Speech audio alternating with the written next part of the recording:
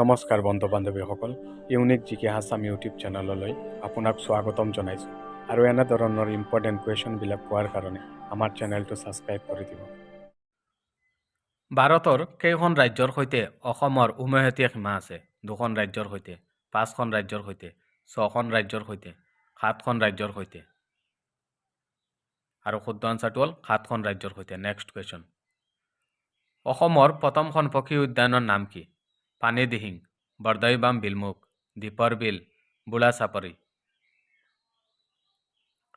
আৰু শুদ্ধ আনচাৰটো হ'ল দীপৰ বিল। Next question. মাজুলীক অসমৰ জিলা হিচাপে কেতিয়া ঘোষণা কৰা হয়? 2017 চনৰ 9 ছেপ্টেম্বৰত, 2016 চনৰ 8 ছেপ্টেম্বৰত, 2016 চনৰ 22 মে', 2017 চনৰ 25 মাৰ্চত।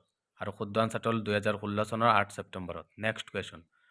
অসমৰ কোনখন জিলা সৰ্বপ্ৰথম ধূমপাত নিষিদ্ধ হিচাপে ঘোষণা কৰা হৈছিল?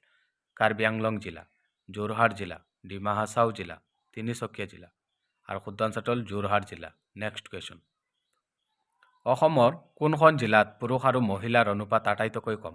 নগাঁও, কাৰ্বি আংলং, গোলাঘাট, ডিমা হাছাও। আৰু শুদ্ধ আনচাৰটো হ'ল ডিমা হাছাও। Next question. অসমৰ কোনখন জিলাত জনবসতি ঘন সৰ্বাধিক? কামৰূপ মহানগৰ, যোৰহাট, কাছাৰ, ধুবুৰী। আৰু শুদ্ধ আনচাৰটো হ'ল কামৰূপ মহানগৰ। Next question. ভাৰতৰ জনবহুল ৰাজ্যসমূহৰ ভিতৰত অসমৰ স্থান কিমান? 10 নম্বৰ স্থান, 18 নম্বৰ স্থান, 14 নম্বৰ স্থান, 15 নম্বৰ স্থান। আৰু শুদ্ধ আনচাৰটো হ'ল 14 নম্বৰ স্থান। Next question. কোনখন নগৰক চাহ নগৰী বুলি কোৱা হয়? যোৰহাট, ডিব্ৰুগড়, মংগলদৈ, শিৱসাগৰ।